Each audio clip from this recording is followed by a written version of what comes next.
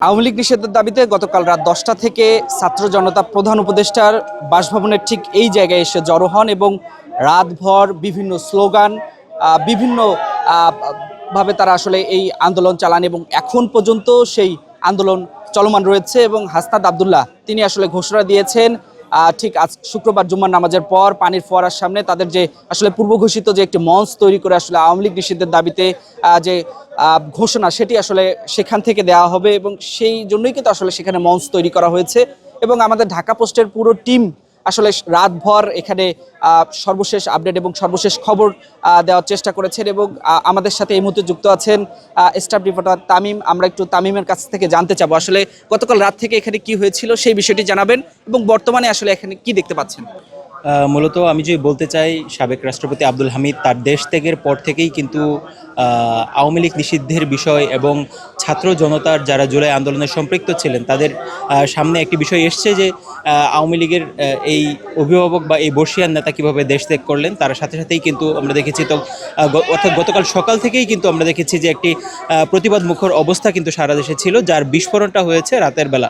এবং আমরা দেখেছি তখন কিন্তু হাসনাত আব্দুল্লাহর নেতৃত্বে এই প্রধান উপদেষ্টার বাসভবন যেটি রয়েছে সরকারি বাসভবন যমুনায় শুরুতে কিন্তু অল্প কিছু মানুষজন আসলেও রাতভর আন্দোলন হয়েছে এবং তারা যেমনটি ঘোষণা দিয়েছেন আজ জুমার পর তারা আরও বড় একটি সমাবেশ করবেন এবং যার প্রেক্ষিতে আমরা এরই মধ্যে দেখতে পেয়েছি সেখানে মঞ্চ তৈরি করা হয়েছে, আনুষঙ্গিক প্রস্তুতি কিন্তু এখনই গ্রহণ করা হচ্ছে। এবং আমরা তাদের সাথে কথা বলেছি বারবার, তারা যেমনটি বলছেন যে এই আন্দোলনটা কিন্তু আমরা ধারণা করছি যারা উপস্থিত আছেন তার নেতৃবৃন্দ যারা আছেন তারা তেমনটি বলছেন যে যতক্ষণ পর্যন্ত তাদের এই দাবিটা পূর্ণ না হবে ততক্ষণ পর্যন্ত তারা এই আন্দোলন চালিয়ে যাবেন। আমরা সেই ধারা থেকে কিছুটা বুঝতে পারছি যে হয়তো পরবর্তী মানে যতক্ষণ পর্যন্ত তাদের যে দাবি অর্থাৎ আওয়ামী লীগ নিষিদ্ধের যে দাবি সেই দাবিটি পূর্ণ না হবে ততক্ষণ পর্যন্ত তারা আন্দোলন করবেন এবং এই জায়গার যে মঞ্চ যেই একটি প্ল্যাটফর্ম তৈরি হয়েছে সেটি কিন্তু তারা বজায় রাখবেন এমনটি বলছেন। এবং আরও যে বিষয়টি তারা বলছেন যে এই মুহূর্তেই নির্বাহী আদেশে আওয়ামী লীগ নিষিদ্ধের দাবি তারা করছেন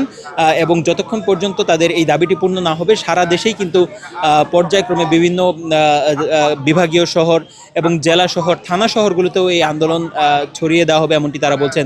এবং আরও একটি বিষয় সেটি হচ্ছে আমরা গতকালকে রাত থেকেই কিন্তু দেখেছি এই জায়গাটিতে বৈষম্য বিরোধী তৎকালীন বৈষম্য বিরোধী ছাত্র আন্দোলনের যে সকল মানুষজন নেতৃত্ব দিয়েছিলেন বা যাদের হাত ধরেই এই জুলাই বিপ্লব গণঅভ্যুত্থান যেটি আমরা বলি সেটি সংগঠিত হয়েছিল, তারা কিন্তু এই জায়গাতে অনবরত তাদের অবস্থান জানা দিচ্ছেন এবং তারা এই অর্থাৎ আওয়ামী লীগ নিষিদ্ধের দাবিটিকে জোরালো করার জন্য যে সকল প্রক্রিয়া রয়েছে সেটি দ্রুতই সম্পন্ন করার জন্য তারা আহ্বান জানিয়েছেন। এবং যতক্ষণ পর্যন্ত এটি বাস্তবায়িত না হবে ততক্ষণ পর্যন্ত আন্দোলন চালিয়ে যাওয়ার ঘোষণা দিয়েছেন। এই ছিল এখানকার সবশেষ পরিস্থিতি এবং সার্বিক অবস্থা।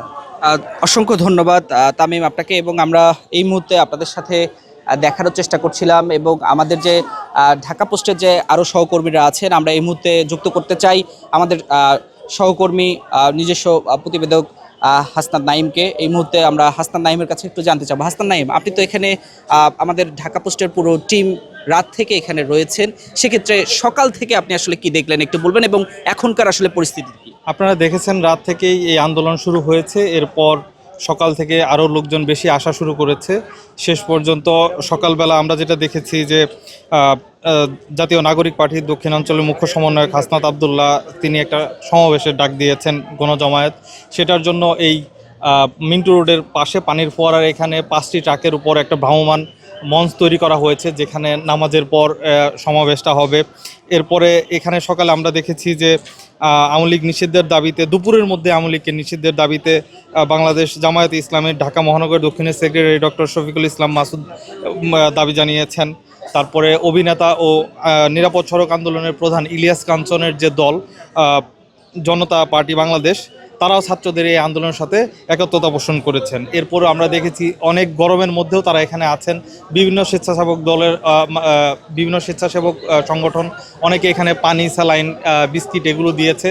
সর্বশেষ যেটা আমরা দেখলাম যে এখানে বিক্ষোভকারীদের প্রায় একাংশ এখানে জুমার নামাজ আদায় করলেন। এরপরে নামাজ শেষে হয়তো 2টার পর এখানে জমায়েতটা শুরু হবে। এখানে এই জন্য সবাইকে আসতে বলেছেন আর কি হাসনাত আব্দুল্লাহ। হাসান নাঈম, একটা বিষয় ক্লিয়ার করবেন, আসলে এখানে তো অসংখ্য প্রোটোকল রয়েছে, নিরাপত্তার বিষয়টি রয়েছে, সেক্ষেত্রে প্রধান উপদেষ্টার বাসভবনের সামনে তো আসলে এত মানুষের আসার কথা নয়, অনেক প্রোটোকলের বিষয় আছে, সেক্ষেত্রে আসলে প্রোটোকল কি আসলে টিকছে কিনা, আইন শৃঙ্খলা রক্ষাকারী বাহিনী আসলে নিয়ন্ত্রণ করতে আইন পারছে? শৃঙ্খলা রক্ষাকারী বাহিনীর সদস্যরা সর্বোচ্চ চেষ্টা করছেন। এরপরেও তারা যেহেতু গতকাল রাতে প্রোটোকল ভেঙে এই পর্যন্ত আসছেন, তারপরেও তারা সর্বোচ্চ চেষ্টা করছেন। এখন আপনি দেখতে পাবেন পুরো রাস্তাটা তাদের নিয়ন্ত্রণে নিয়ে গেছে। কিছু মানুষ এখনো নামাজ পড়ছে, এগুলো শেষ হলে হয়তো এদেরকে এই রাস্তা থেকে সরিয়ে দিবে। আরেকটি বিষয় হলো, সেখানে নিরাপত্তার কেমন বিষয়টি দেখছেন, এবং এখানে আসলে কোনো আতঙ্কিত পরিবেশ মনে হচ্ছে নাকি, আপনাকে কি মনে হচ্ছে? আতঙ্কিত এইভাবে বলার সুযোগ নেই। এই প্রধান উপদেষ্টার বাসভবনের আশেপাশে যতগুলো সড়ক আছে, এই আইন শৃঙ্খলা বাহিনীর সদস্যরা তারা সবাই সেখানে অপেক্ষা করছে। মানে আইন শৃঙ্খলা বাহিনীর সদস্যরা সবাই সেখানে নিরাপত্তার দায়িত্ব পালন করছেন। প্রত্যেকটা রাস্তা ব্যারিকেড দেওয়া আছে, এদিকে কোনো গাড়ি আসতে দিচ্ছে না বা কোনো গাড়ি তেমন চলাচল করতে পারছে না। সাধারণ মানুষদেরও প্রায় আসা অনেকটা বন্ধ। ওই মেইন রোডটা খোলা আছে আর কি, যেটা হচ্ছে ইন্টারকন্টিনেন্টালের পাশ দিয়ে আছে এরকম। হাসান নাঈম, আপনার কাছে জানতে চাচ্ছি যে গতকাল রাত থেকে তো আমরা এখানে রয়েছি, সেক্ষেত্রে দর্শক এবং পাঠকদের উদ্দেশ্যে আসলে কি বলার আছে? ঢাকা পোস্টের দর্শক পাঠকদের উদ্দেশ্যে একটাই বলা, সবার আগে দ্রুত সংবাদ পেতে ঢাকা পোস্টের সঙ্গেই থাকুন। আমাদের সর্বোচ্চ টিম এখানে কাভারেজ দেওয়ার চেষ্টা করছে।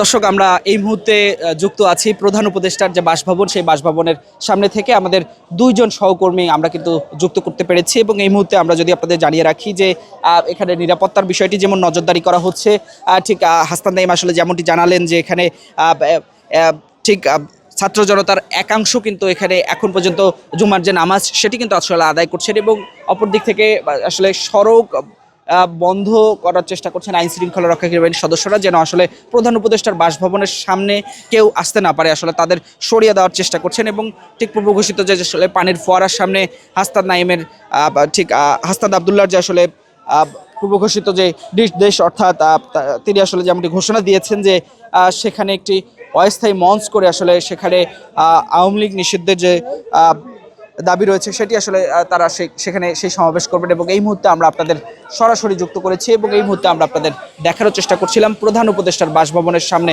এই মুহূর্তে আমরা দেখছি যে দেখতে পাচ্ছেন নিরাপত্তার জন্য আসলে এখানে পুলিশের সদস্যরা তারা কিন্তু আসলে এখানে ঠিক দেখতে পাচ্ছেন যে তারা এখানে ঠিক নিরাপত্তার জন্য এখানে যে ব্যারিকেডগুলো রয়েছে, কয়েক স্তরের নিরাপত্তা এখানে বজায় রাখা হচ্ছে, এবং এই মুহূর্তে আমরা আপনাদের দেখানোর চেষ্টা করছিলাম এখানে র্যাব, পুলিশ, বিজিপি, এছাড়াও এনএসআই এবং গোয়েন্দা সদস্যরা এখানে আছেন, এবং সেনাবাহিনীর সদস্যরা এখানে এই মুহূর্তে ঠিক এই প্রধান উপদেষ্টার যে বাসভবন রয়েছে যমুনা, সেখানে এই মুহূর্তে রয়েছেন, এবং এই মুহূর্তে আমরা আপনাদের দেখানোর চেষ্টা করছিলাম।